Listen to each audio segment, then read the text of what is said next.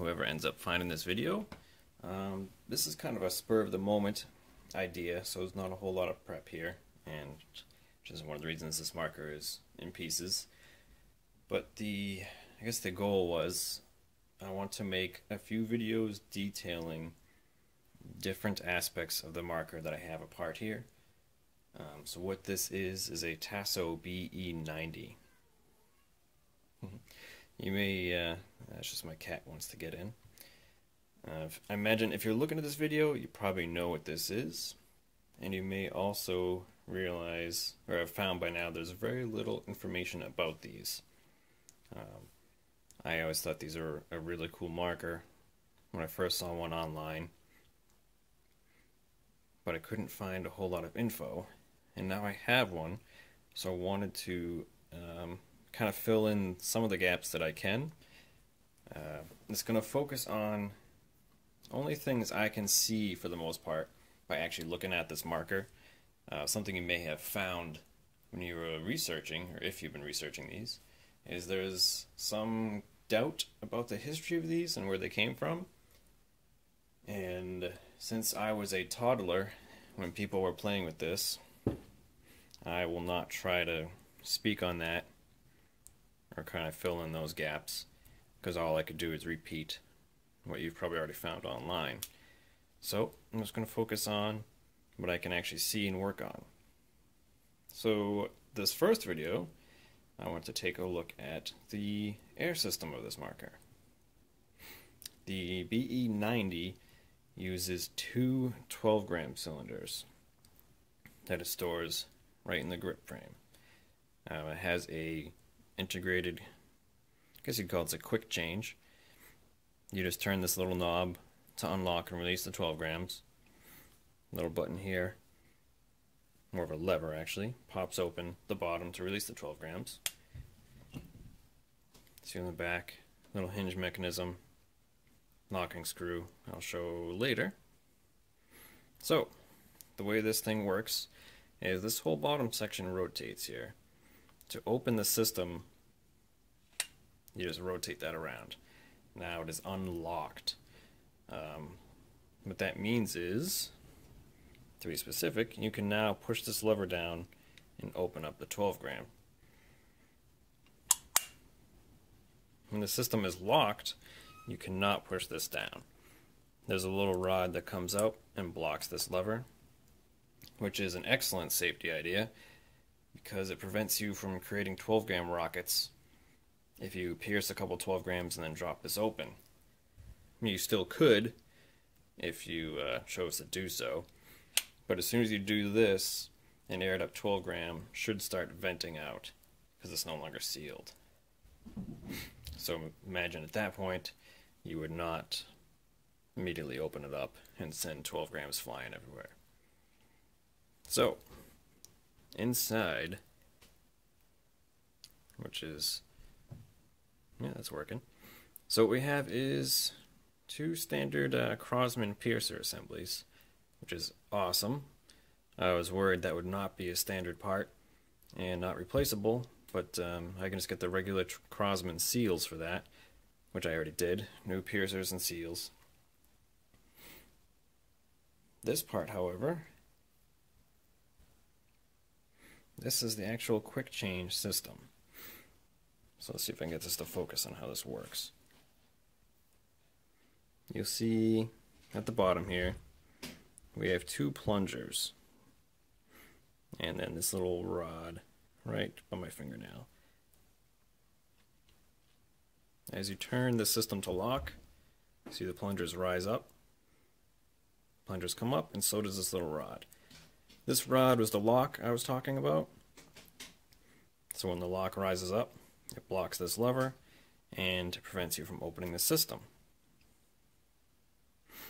And the plungers, as they rise up, force the 12 grams onto the piercers way down there. That's not going to focus. And hopefully pierces them. Pretty nifty system.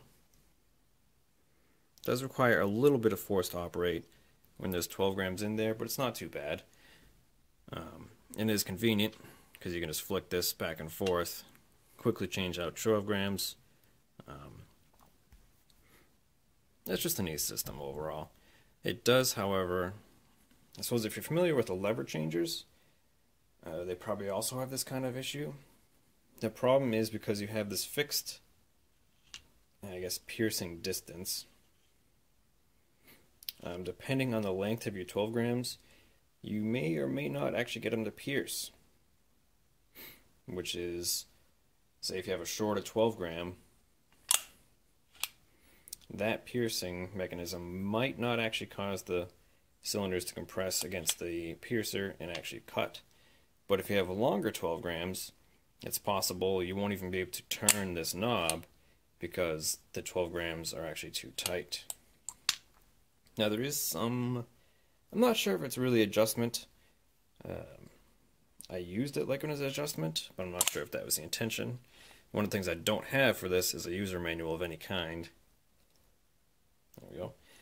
No user manual, so for the moment, I'm just kind of rolling with what I can see.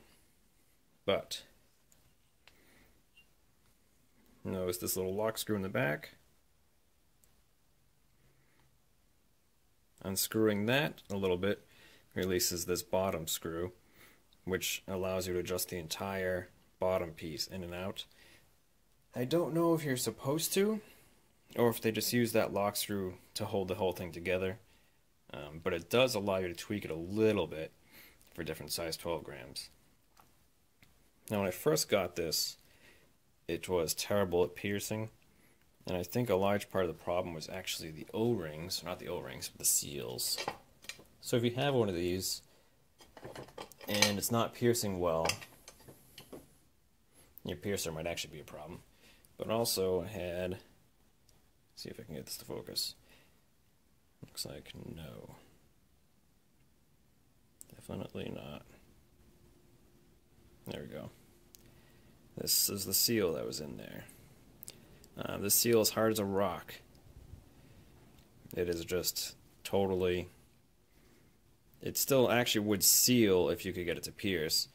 But the problem, I believe what the problem was, because that was so hard, you could not properly get the piercing assembly adjusted. So if you had it loose enough, they can actually close the lever system. The 12 grams wouldn't then pierce, but then if you had it tight enough that they would pierce, it took a huge amount of force to try and get the 12 grams compressed because that ring, the seal, was so hard. But now this has the newer, you can see it down there, has the newer, the white seals and a new piercer. So now this actually pierces wonderfully. I'm using, what are these? Little Crossmans. I'm not sure how these compare size-wise to others.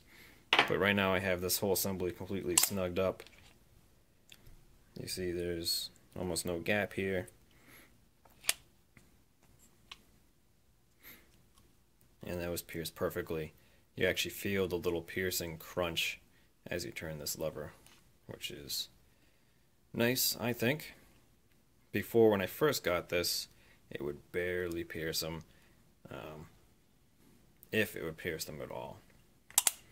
So, I'm going to actually take this piece off. Just fairly straightforward. There's just a little flathead screw there. Let's see what I got. I have found everything on this gun appears to be metric. So I ordered metric O-rings. I'm using all metric bits for the Allens. They're not perfect though, which is why I say appears to be metric. This seems they don't really fit metric or standard very well. So anyway, that one screw with the screw off. Press this little lever, sorry, unlock it. Press the lever, drop this out.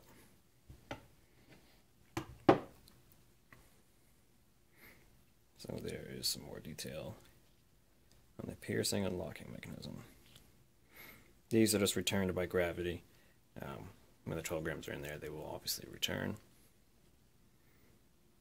Pretty nifty little system, and very simple. So I'm going to take this guy apart. This seems to be, I've been using a 2.5 Allen on this.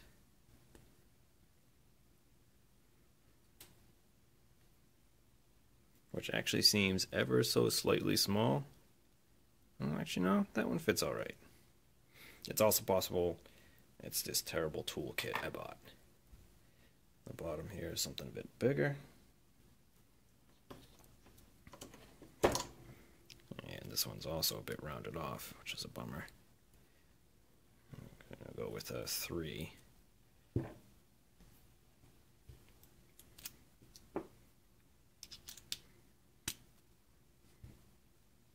So there is some spring tension here.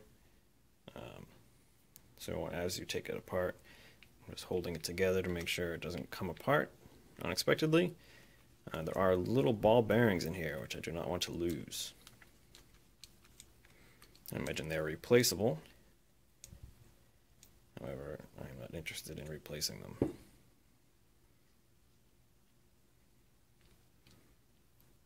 Okay.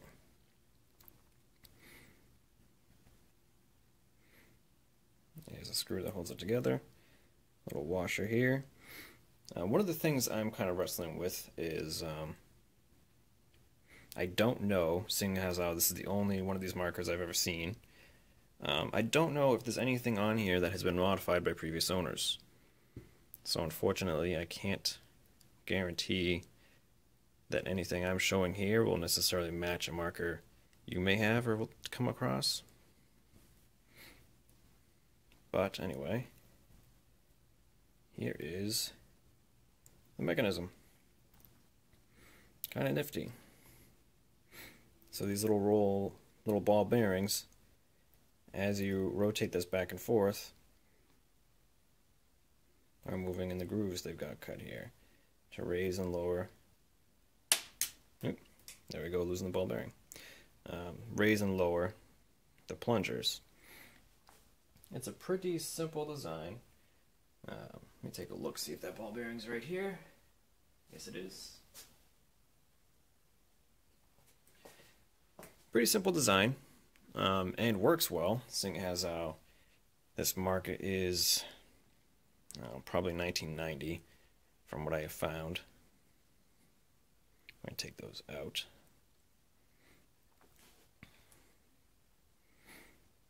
There is the mating surface on the other side. So the little bits here, that's the bottom. These are the plungers.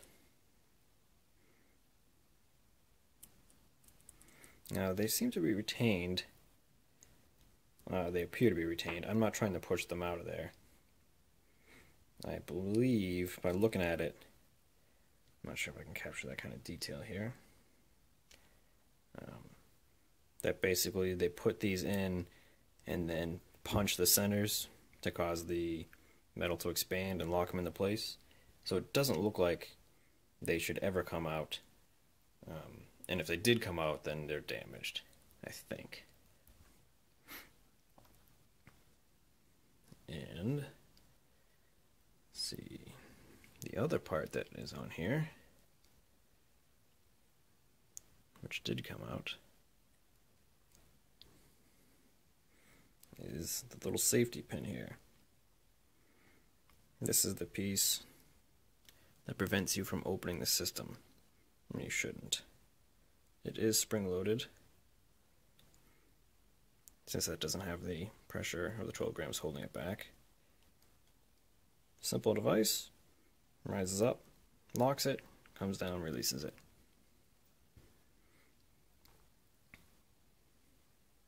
And that also rides on its own little track in the center track. So you see the left 12 gram on, I'm not sure if top bottom anyway, but the outer ones are the two 12 grams, the inner one is the safety mechanism. Something else you can see here, kind of unrelated, you'll see, I believe it's a C20 engraved in this, and I believe a matching C20 engraved in this, and somewhere on here C20.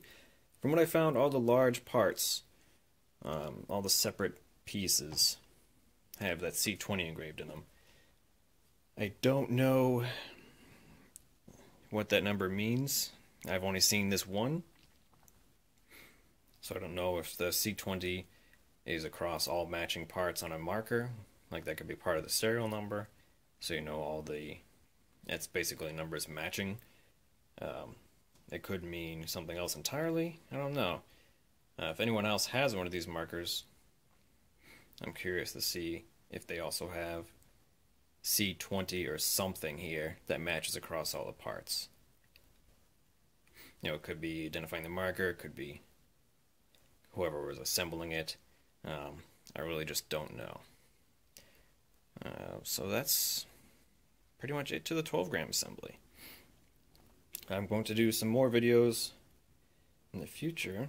Actually, you know what, while I'm here, let me go ahead and take that out, one of those. So, getting these things out is not convenient. Unlike some of the other markers I have that use these assemblies, the whole 12-gram system comes out, and then you can remove the cap and piercer, but not so the case in this marker. So I had to get this little thing made.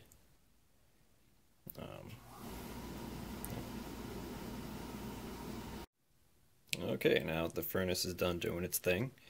I am back to this tool here. This is just this is actually like a hardened piece of steel, but at the end, you notice it has the little, if I can focus, I can. The little nub on the end that should lock into the piercing assembly, or the cap rather. I don't think I have any out currently I can show you, however. You can see the grooves. There we go. The two grooves on the assembly. I'm just going to pop one of the caps off so you can see it. I already have the other parts out. So this just slides in. I'm only hand tightening everything, which I have found is plenty with these. There we go. So this is what you have inside.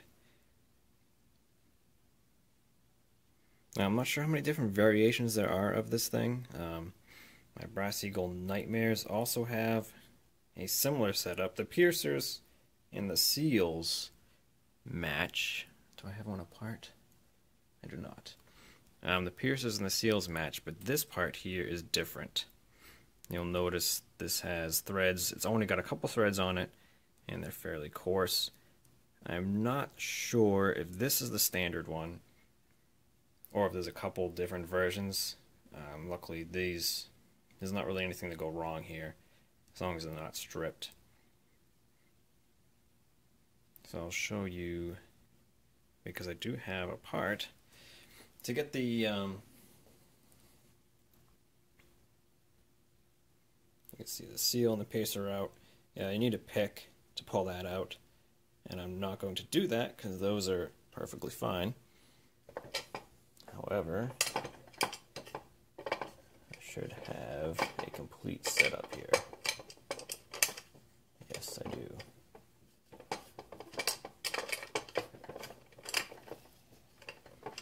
ahead and focus that. There's a piercer, and I should have thought of this earlier. There we go. These are the seals.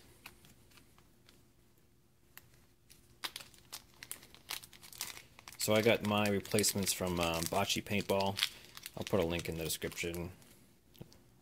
I get most of my parts through Bacci Paintball right now. So at the base of that thing, here's what we got. Little piercing assembly. This is one of the ones I actually took out. I believe. Wasn't in bad shape. Seal sits right on there, and you can see the piercer actually sits just below the level of the seal in this case. So when we had that original completely hardened up seal, it was almost impossible to compress that seal and actually puncture the 12 gram. That's the whole thing. That compresses down a little bit inside. So that's where you got internally. And there's also, I don't have it apart and it's a pain to get out of there, there's a little screen at the bottom. If you've had a similar system apart, you've probably seen one. It looks like a little piece of like copper screen, just like a filter. You'll see it. It'll be directly underneath the piercer and the marker. So that's pretty much everything I wanted to show for the 12 gram assembly. I do plan on making other videos because this is an interesting marker, and at the time I did this, I believe there's only 3 or 4 other videos on YouTube and no real details about the functioning of this guy. So I will be doing some more details on the individual parts of this and probably an overview. I'll put it together so you can actually see it complete. And we'll go from there. Alright. If you have one of these, I hope you enjoy it. I certainly am enjoying taking them apart. And hopefully this helps somebody, or at the very least is interesting.